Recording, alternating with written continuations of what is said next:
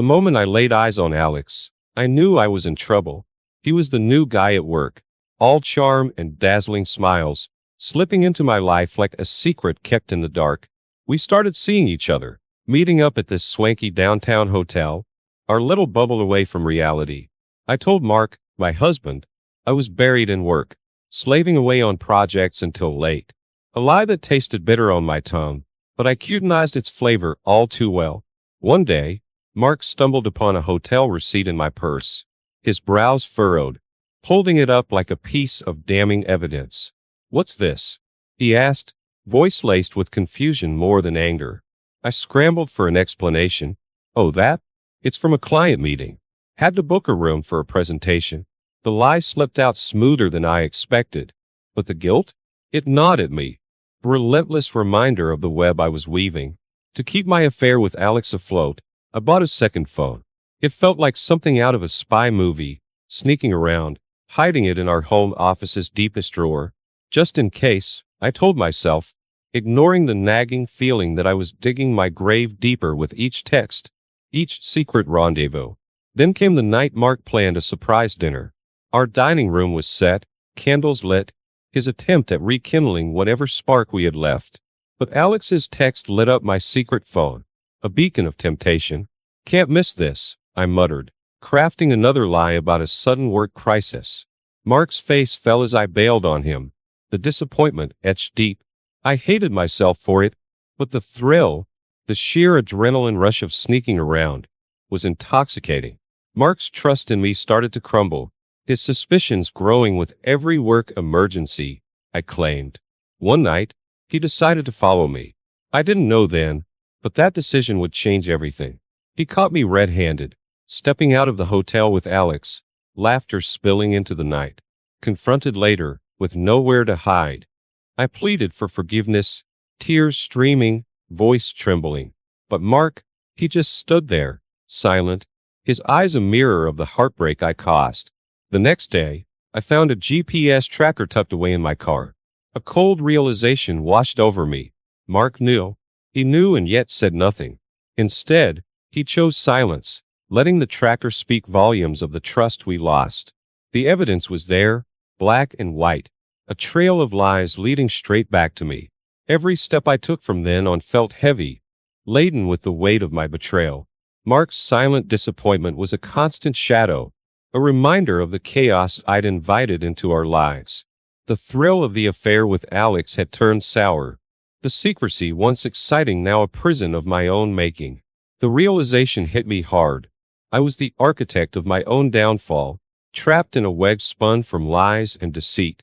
It was just a regular Tuesday, nothing out of the ordinary except for the fact that my world was slowly crumbling. There I was, vacuuming the car, when my hand brushed against something odd under the driver's seat. A GPS tracker, sleek and silent, a silent sentinel of my betrayals. My heart sank. Mark knew. He knew about Alex and me, and this tiny device was his silent scream of betrayal. Panic set in. A wild, thrashing thing. I had to end it with Alex, had to somehow salvage the wreckage of my marriage. But when I told Alex it was over, his reaction was a cold bucket of water to my face. "End it? You think you can just walk away?" His voice was icy, a threat veiled in each syllable. "I'll tell Mark everything. See how you like it then." The words hummed between us, a guillotine ready to drop. The next day, while at work, my phone buzzed with an anonymous email. Pictures attached showed Mark confronting Alex outside his office building, faces tense, a physical standoff of words I could only imagine. My heart raced. Mark had stepped into the ring, silent no more. He was fighting back in a way I never anticipated. A protector even in his pain, feeling like the walls were closing in. I needed Mark, needed to explain, to apologize, to do something. But he was gone, off on a solo trick to clear his head. The chasm between us now a gaping maw. The house felt empty, echoes of our happier times mocking me from the corners. And then, as if things couldn't get any worse, I found the cameras, hidden in the living room, one in the bedroom, their lenses cold and unblinking. Mark had been watching me, every move scrutinized, nothing missed. The betrayal I felt was a strange mirror to my own. a reflection of deceit. I called him, part in my throat, anger, and guilt warring within me. The cameras, Mark? Really? My voice was sharp, defensive, yet breaking. There was a heavy pause before he spoke. It was the only way I could know for sure. The only way I could trust you again. His voice was a mix of resignation and resolve. A man pushed to the brink. The conversation that followed was a blend of tears, accusations, and the barest glimmers of understanding. Mark's silent war had been one of preservation, not just punishment. He needed to see for himself, to grasp the full scope of my betrayal before he could even begin to think about forgiveness or the future. As I hung up the phone, the weight of my actions sat heavily on my shoulders. Mark's trip was a quest for peace, but for me, it was a sentence to face the chaos I'd created. Alone in our house, surrounded by the invisible eyes of the cameras, I realized the depth of my folly. Mark's love had been a constant, and I'd traded it for fleeting moments of excitement. The days stretched on, Mark's absence a gaping hole in my existence. I moved through our home like a ghost, haunted by the evidence of my actions and his responses.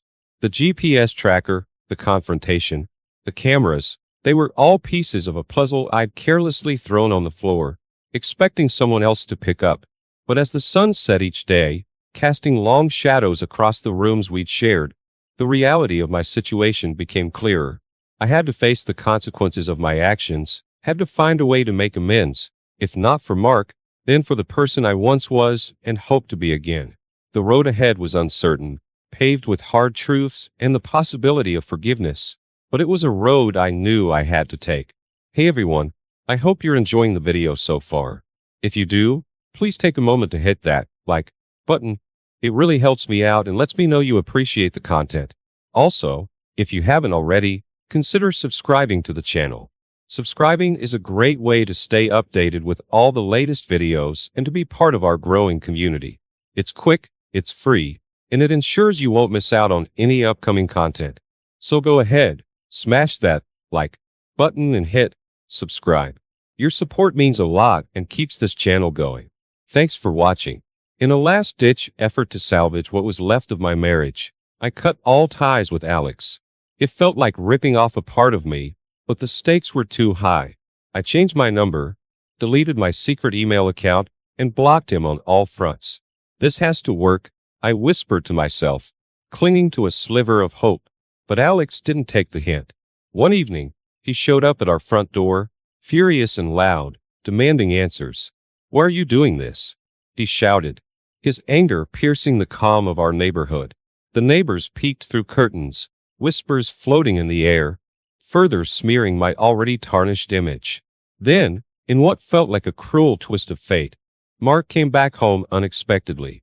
His timing couldn't have been worse. He walked up to find Alex and me in a heated argument right at his doorstep. The look on his face, a mix of betrayal and heartbreak, was more than I could bear. "Mark, please, let me explain," I pleaded, reaching out to him, but he just shook his head, stepping around us without a word, the finality in his silence cutting deeper than any argument.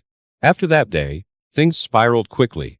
Mark, once the man I thought I knew inside and out, became a stranger, moving with calculated precision. He hired a private investigator, someone who shadowed my every move, documenting interactions that no longer existed. It felt like I was living in a bad spy movie, except the consequences were all too real. A few days later, the inevitable happened. A legal notice arrived, crisp and formal. The words, "Intention to file for divorce citing infidelity," standing out like a scarlet letter. My hands trembled as I read it, the reality of my choices crashing down on me. This was happening. Mark was moving forward with the divorce.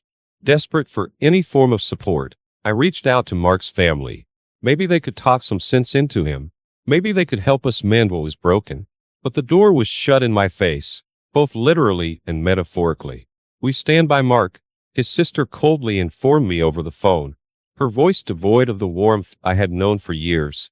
"You've caused enough damage." The finality in her tone left no room for argument. I was alone, truly alone for the first time in what felt like forever. My actions had not only destroyed my marriage but had alienated me from a family I once considered my own. The weight of my decisions, the sheer magnitude of the mess I had created, was suffocating. I had hoped for a sliver of understanding, a chance to explain, to make things right. But it was clear now, I was the only one fighting for a cause already lost. Night after night, I lay awake, replaying everything in my head. How did I get here? Was there ever a moment I could have turned back, made a different choice? The questions haunted me, a relentless tide of what-ifs and if-onlys. But deep down, I knew. I had stepped onto this path myself, and now, I had to face the journey alone. The road ahead was uncertain, paved with the consequences of my actions and the reality of a future I never imagined. A future without Mark.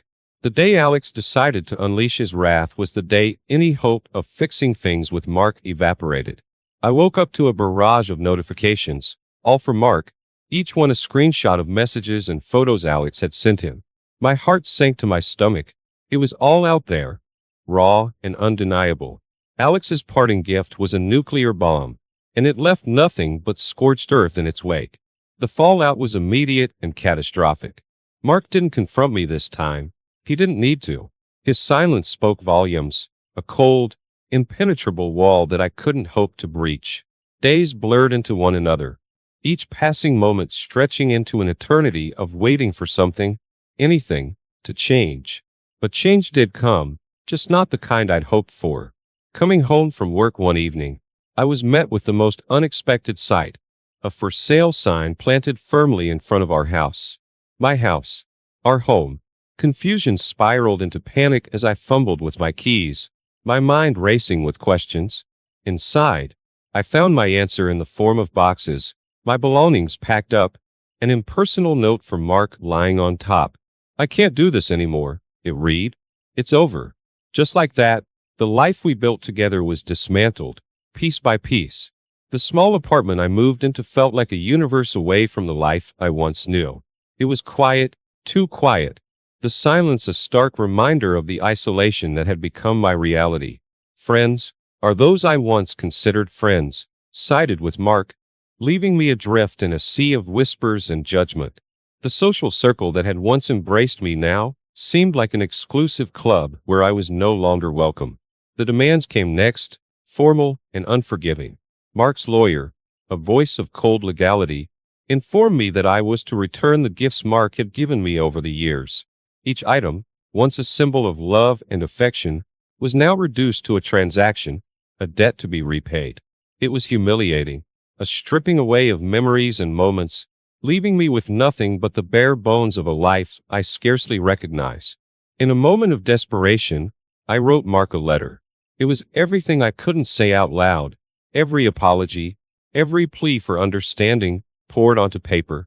I mailed it, a tiny vessel of hope adrift in a stormy sea, praying it would reach him, touch him, bring him back to me. But the silence that followed was deafening, a clear message that my words, my regrets, were too little, too late. The final nail in the coffin was hearing about Mark's new partner. "She's nothing like you," a mutual friend let slip, a comment that stung more than I care to admit. It was confirmation of what I already knew. Mark had moved on, his life now a chapter in which I had no part. The realization that I was the architect of my own misery was a bitter pill, one that I swallowed every day, wondering how things might have been different if I had chosen another path. Each event, from Alex's revenge to Mark's silent departure, from the isolation to the legal demands, was a lesson in consequences. The small apartment became my world, a far cry from the life I once led, a daily reminder of the cost of my choices. The letter that went unanswered, the news of Mark's new life, were the final pieces of a puzzle I wished I'd never completed. It was a stark, unyielding reality that I was left to navigate alone, a journey of reflection and regret in the shadow of a love lost. Just when I thought things couldn't get any worse, Alex decided to take his frustration out on me in the most juvenile way possible, by spreading rumors at work. It was like high school all over again, but with higher stakes. Whispered conversations would fall silent as I walked by, and I could feel the weight of every judgmental stare. My workplace, once a refuge, had become a battleground.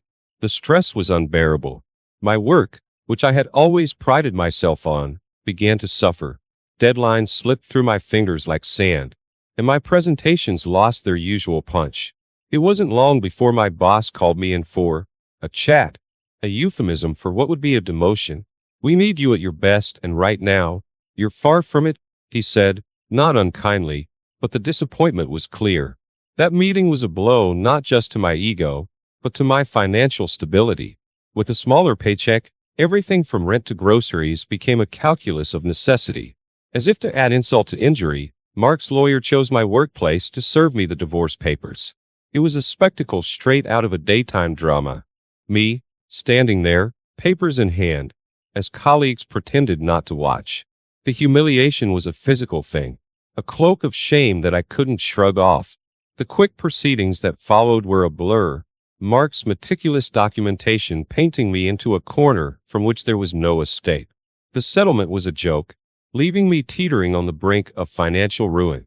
Starting over was a phrase easier said than done. The stigma of my actions clung to me like a second skin, making even the simplest interactions fraught with judgment. Dating was out of the question. Who would want the woman vilified across social media? My career, once on an upward trajectory, seemed stuck in neutral, my demotion a scarlet letter I couldn't hide. And then, Mark's coup de grace, a blog post detailing the sordid saga of our marriage's end. He didn't have to name me for everyone to know who he was talking about. The blog went viral overnight, a sensation fueled by schadenfreude and the insatiable appetite for drama. Comments ranged from sympathetic to outright vitriolic, but each one was a needle in my already bruised heart. Family members I hadn't spoken to in years reached out, not with words of comfort, but to express their disappointment and distance themselves from the scandal. The irony wasn't lost on me. In seeking happiness, I had become the architect of my own misery, dismantling my life piece by piece until there was nothing left but rubble. The blog, those digital words etched in the annals of the internet, was a monument to my folly, a beacon for judgment and a barrier to any semblance of a normal life. Every day was a battle, a struggle to find some shred of dignity in the wreckage. I clung to my job like a lifeline, the only semblance of normalcy in a life that had gone off the rails. The apartment that had once seemed so cold and unwelcoming now felt like a sanctuary, the only place where the whispers couldn't reach me.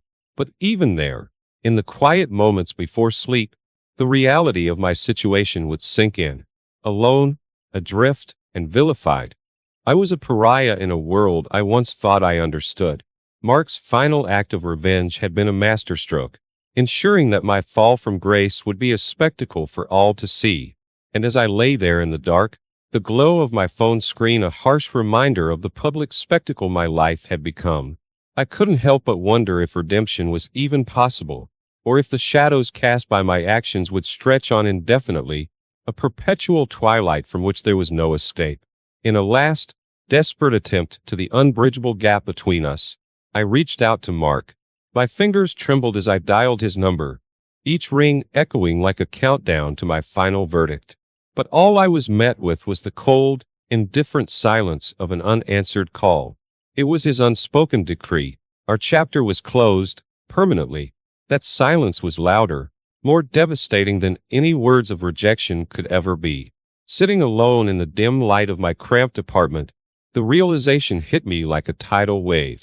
Mark hadn't just walked away, he had orchestrated his departure with surgical precision, cloaking his intentions under the guise of a forgiving husband, while methodically planning his revenge. The man I thought I knew, the one I believed would stand by me through thick and thin, had vanished, leaving behind a stranger with a heart bent on retribution. The fallout from our fractured marriage wasn't just emotional, it was profoundly financial. The lifestyle I once took for granted, the comfort and security I thought were mine to keep, slipped through my fingers like sand. One by one, I watched as my possessions, symbols of a life I could no longer claim as my own, were sold off to cover mounting debts. Each sale was a reminder of the cost of my choices, a tangible measure of how far I'd fallen. The stress and humiliation bore down on me, manifesting in health issues that couldn't be ignored. My body, once resilient, now rebelled against me, forcing me into an extended leave from work. The irony wasn't lost on me. I had jeopardized my job for a fleeting affair, and now, when I needed stability more than ever, my health betrayed me. In a cruel twist of fate, I saw Mark and his new partner at a mutual friends gathering. Their laughter and shared glances were a vivid contrast to the isolation that cloaked me. Surrounded by faces that once represented friendship and camaraderie, I felt more alienated than ever.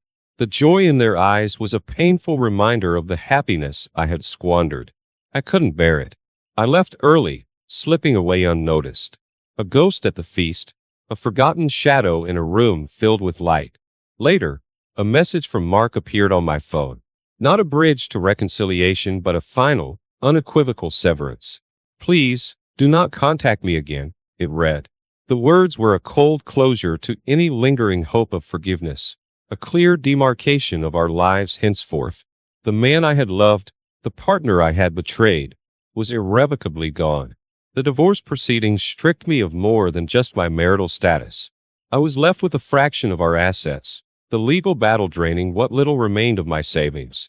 The settlement was a stark reminder of my newfound reality: alone, financially unstable, and burdened with the weight of public judgment. As I navigated through the debris of my former life, attempting to rebuild from the ashes, I was constantly reminded of the price of my actions. The journey was laden with hardships, each step forward a battle against the shadows of my past. The luxurious lifestyle, the security, and the companionship I once enjoyed were now just echoes of a life that felt like it belonged to someone else. In the solitude of my reduced circumstances, I confronted the hard truths of my actions and their consequences. The journey ahead was uncertain, marked by the lessons of my past and the daunting task of forging a new path. The scars of the ordeal were deep, but in them, I found a grim determination to rebuild, to find a semblance of peace amidst the turmoil. The road to redemption was long and fraught with challenges, but it was a road I was determined to travel, armed with the painful wisdom of hindsight. The sting of isolation became a constant companion when I found myself scrubbed from the guest lists of gatherings that were once the highlight of my social life. It was a silent but clear message from mutual friends: I was no longer welcome. The fallout of my choices wasn't just a private battle. It had public repercussions, alienating me from a community I once thought of as my own. In a bid to salvage what was left of my reputation and perhaps my conscience, I turned to volunteering. I thought, maybe, in the selflessness of giving back, I could find a semblance of redemption, or at least distraction. But even there, whispers of my past snaked their way through, coloring interactions with a tinge of suspicion and reservation. It seemed my actions had cast a longer shadow than I had anticipated, one that stretched far beyond the confines of my personal life into the very essence of who I was trying to become. The finality of my situation truly hit home when I attempted to dial Mark's number, only to be met with the impersonal message that it had been changed. That act, changing his number, felt like the severing of the last thread that connected us, a definitive end to any hope of reconciliation or even a simple conversation. It was a realization that left me reeling, the permanence of it all sinking in with a weight that was suffocating. As the anniversary of our divorce came and went, unmarked and unacknowledged, the day echoed with a silence that was louder than any celebration could have been. It was a stark reminder of what was lost, a love that had turned to bitterness, a partnership dissolved in the acrimony of betrayal and revenge. That date, once a milestone of happiness, now stood as a monument to my greatest loss. But nothing prepared me for the gut punch of seeing Mark propose to his new partner on social media. The joy in their faces, the intimacy of the moment captured for the world to see, was a stark contrast to the desolation that had become my constant companion. It was as if I was watching my past being rewritten, my place in it erased by someone new, someone unmarred by the mistakes that had defined me. In those moments, in the quiet despair that followed, I was confronted with a painful truth.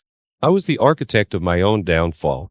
My decisions, my actions, had led me here, to this point of irrevocable loss. The weight of that realization was crushing, a burden of guilt and regret that I carried with me, a constant reminder of the cost of my choices. Mark's departure from my life, his silent revenge, was a lesson in the consequences of betrayal. He had moved on, leaving me to grapple with the fallout of our shattered marriage alone.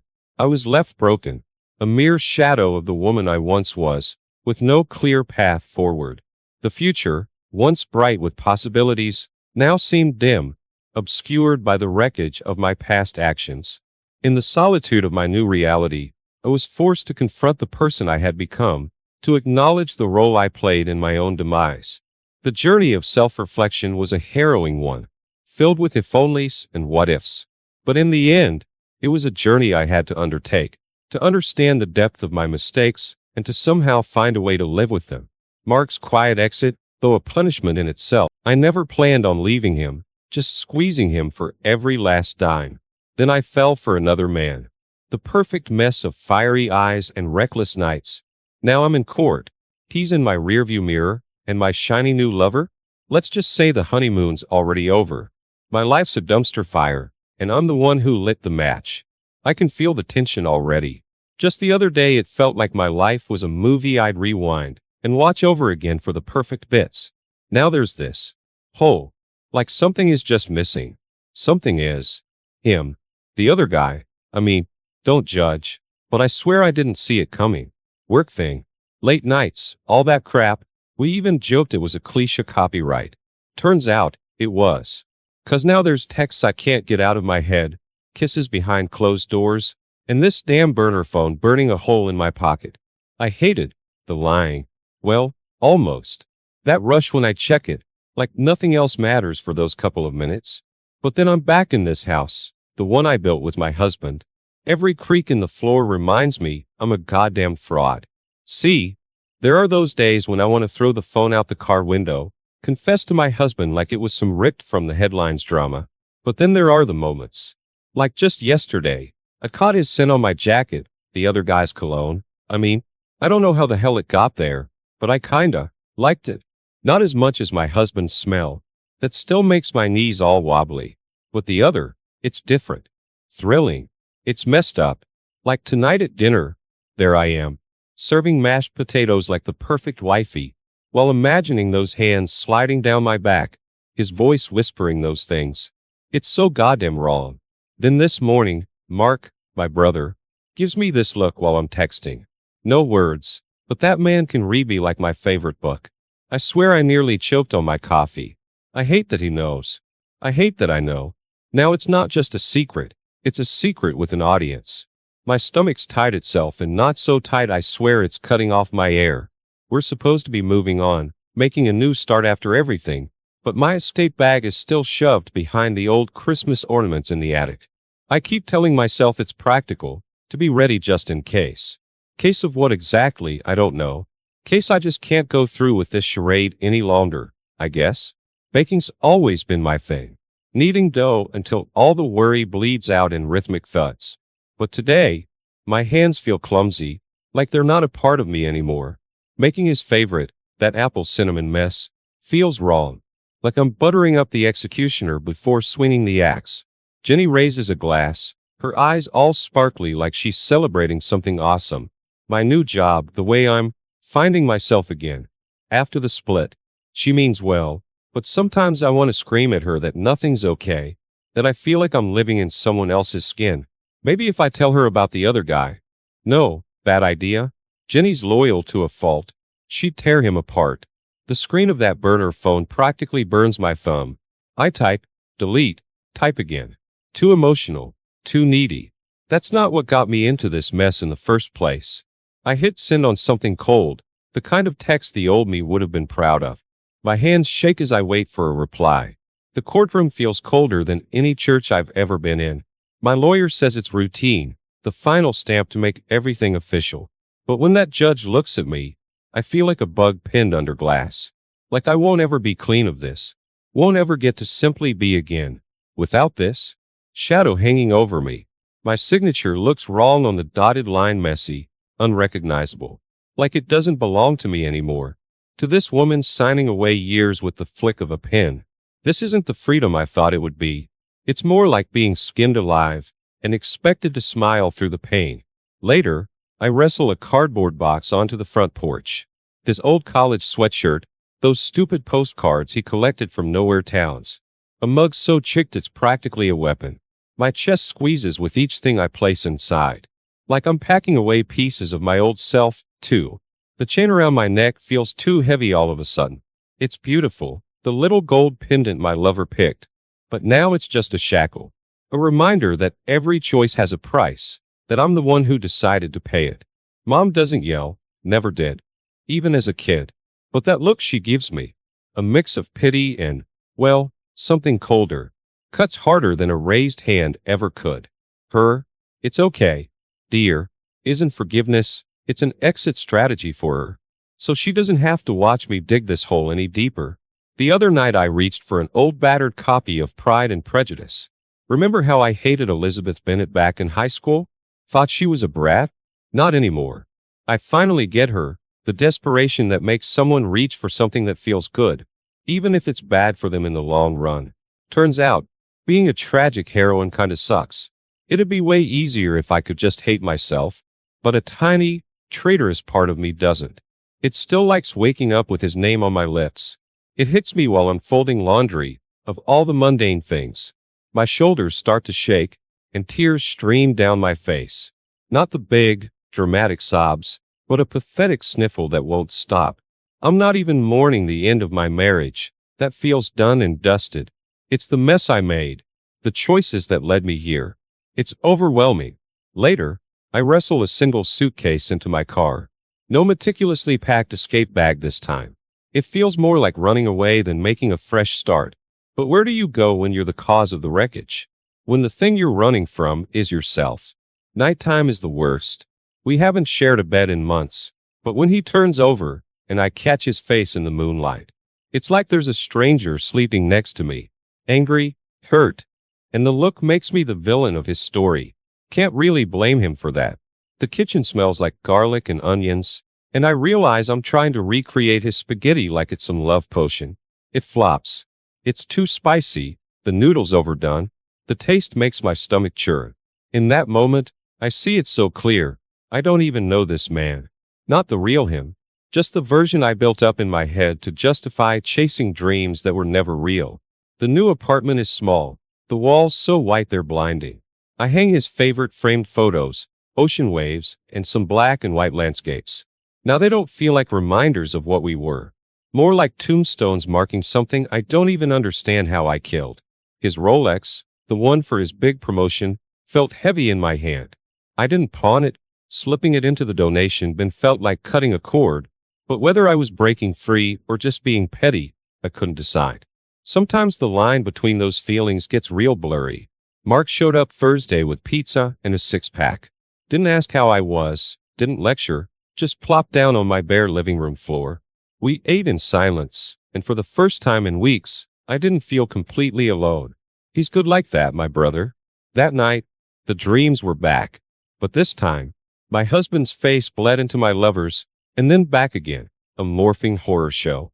I woke gasping, heart pounding, and the awful truth hit me. This wasn't about winning some stupid game. I'd lost on all counts, shattered something precious with both hands, and there wasn't a damn thing I could do to fix it. I walked through the park this morning, the one where we exchanged vows under that ancient oak tree. The spring blossoms were in full riot, pink and white petals exploding against the blue sky. It was so beautiful it hurt. I cried until my face was swollen, and I didn't bother hiding behind sunglasses. Let the dog walkers and old ladies stare. They probably got the picture a while ago anyway. His arms around me tonight felt different, tighter, like he's holding on to something that might slip away at any moment. Desperation looks good on no one, least of all me. Maybe he can sense it, that itch under my skin. Wondering if he feels the hollowness too, and if so, will he care enough to let me go? I woke up feeling reckless. Not the good kind, the destructive kind. Grabbed the kitchen scissors and hacked away at my hair until there was a choppy mess staring back at me from the mirror. Like maybe if I changed enough on the outside, I wouldn't have to deal with the twisted mess on the inside. The grocery store radio blared out some cheesy love song. The one he used to sing off-key at me while making stupid pancakes on Sunday mornings. used to make me smile. Now it was like acid in my ears. Instead of changing the station, I cranked up the volume. Let it hurt. Maybe that was part of what needed to happen. The lawyer's office was all beige walls and leather chairs. He talked about assets and liabilities and other words that had nothing to do with me, with the shattered bits of my life. The only thing that cut through the fog was the look he gave me, a mix of pity and professional distance. Like I was a bug under his microscope. Coming home to the empty house wasn't a surprise. We'd planned this for weeks. Still, seeing his side of the closet bare, the toothbrush missing from the bathroom, the hollowness wasn't just in the spaces he left behind. It was inside me, echoing louder than any silence ever could. My phone buzzed with Mom's number for the 5th time today. I knew I couldn't hide forever. But the thought of seeing the disappointment etched on her face, hearing that quiet letdown in her voice, well, it made me want to crawl under a rock and disappear. For all the brave faces I was putting on for the world, I knew I wasn't ready to face them. Not yet. Jenny dragged me to some house party. The music was bass pounding through my skull, fake laughter, and way too much cheap perfume hanging in the air. And that's when I overheard it. 3 women near the drink table, their voices low but sharp. Didn't think I'd hear them. But Gold Digger and Poor Mark cut through the noise clear as a bell. Maybe they're right, at least about the part of me that married him for the comfortable life. God, that thought used to be buried. Now it's front and center. There's no escaping what I did, especially not in a town this small. Bumped into him on the street today. Just there, at the corner grocery store. Part of me wanted the ground to swallow me whole, but instead I stood my ground. He looked right through me, then a little flicker of hurt flashed in his eyes before it vanished, replaced with this steel. Like he'd built a wall between us, and I was the one on the wrong side now. The ring sits on my nightstand, mocking me with its sparkly promise. He dropped to 1E last night, fancy restaurant and everything. I didn't scream or run away, but I didn't exactly say yes either. Now, every time I look at it, I feel this cold dread seeping in. Is it guilt, or the awful realization that maybe this was my grand prize all along? Winning some second-best version of love? He's moved a bunch of my boxes into his place, tries to make it seem like a fresh start. But even in that fancy condo with a view that used to make me swoon, I feel displaced, out of place. Like these aren't my things, this isn't my life, and no matter how hard I try, it never will be. The dreams have changed. Now it's not about passion and excitement. Instead, I'm neck deep in spreadsheets, numbers swimming in front of my eyes, savings accounts and alimony, and all the other ugly words I never cared about before. Guess, even with a heart full of holes, my brain remembers I cashed in on my soul, and now I'm staring at the damn receipt. The family picnic was an exercise in torture. His sister, Amy, looked right through me, didn't even bother with the fake pleasantries. Their little cousins wouldn't meet my eyes, and even sweet old Aunt Helen gave me a sidelong glance that felt more like judgment than her usual warmth. Word travels fast in tight-knit families. My phone keeps buzzing with angry messages from people I barely knew. His old college buddies, some girl he must have worked with. They call me names I won't repeat. Tell me I deserve to be alone. Doesn't matter that they don't know me. Their words still sting because they confirm what I've become in the eyes of his world. Sorry has become my default response. At the grocery store if I bump into someone, to the waitress if she gets my order wrong. It spills out even when it isn't my fault, like a verbal tick rooted in the bone-deep shame I can't seem to shake. He's been on his best behavior up until now, all flowers and fancy dinners. But the last few days, there's been this edge to him. A possessiveness that makes my skin crawl. A temper that flashes hot and then disappears like it was never there. Did I just not notice it before? Or has the mask already begun to crack? Driving home late last night, I caught my reflection in a darkened shop window. Didn't recognize the woman staring back. Eyes dull. Lines around my mouth I never noticed before. It's like all this mess has aged me a decade, and I'm barely 30. It's not just who he sees me as, it's who I see now. And that, well, that might be the hardest thing of all to face. Yesterday, a little kid bumped into me in the park, spilled his ice cream cone all over my new dress. I braced myself for tears, But instead, he looked up at me with those big puppy dog eyes and said, "I bet you like chocolate, huh?" Before I could react, he'd wiped off my dress with his own sticky shirt tail and offered to share his mom's napkins. Something about that pure, simple kindness made me choke back tears. Guess there's still light in the world, even when you feel buried in your own shadow. Mark showed up at my door last night. No tears, no yelling, just that quiet look that cuts me deeper than any screaming match. "You weren't broken," he said, his voice flat. "I didn't break you. You chose this, and you chose it over us." There's no arguing with that because he's not wrong. It's the truth laid bare, so harsh it almost feels like a physical blow. Tried to go to church on Sunday, figured it was the least I could do.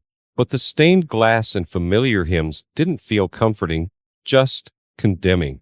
Words about forgiveness and straying sheep, like a neon sign flashing over my head. I left before the service even started. Walked until my feet blistered. There's this therapist Jenny keeps nagging me about. I figure it's the only play left, even if the thought of spilling my soul to a stranger makes me want to crawl into a hole. The office smells like old books and lemon-scented air freshener. Turns out, the words won't stop tumbling out once I get started. Everything about the affair, the guilt that's eating away at me, the ugly stuff about my marriage. It all pours out, raw and shameful. It started raining on my walk home. At first, I tried to avoid it, then just gave in. Let the cold water sting my face, soak through my clothes. For the first time in ages, it felt like something real, cutting through all the pretense and self-pity. Maybe it's dumb, but in that moment, it felt a tiny bit like maybe I could wash some of this stain away. Maybe. My wedding ring hasn't seen the light of day in weeks. It sits in the back of my jewelry box, not thrown out in a fit of rage like some bad movie, just forgotten. Irrelevant. A symbol of something that never really was.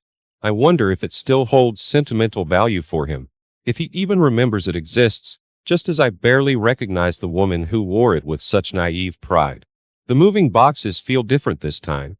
It's not running away, not to him or anyone else.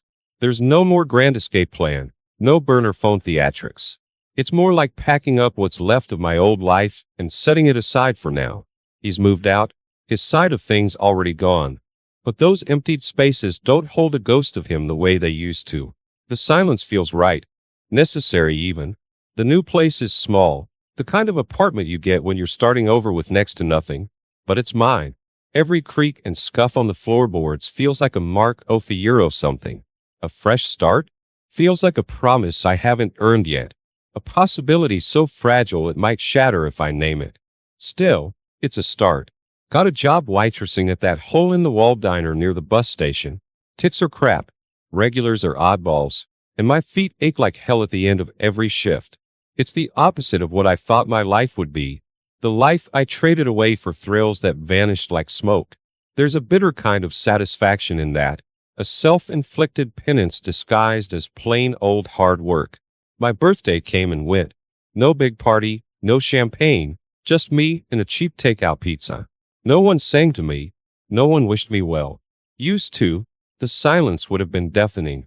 Another glaring reminder of how alone I'd made myself.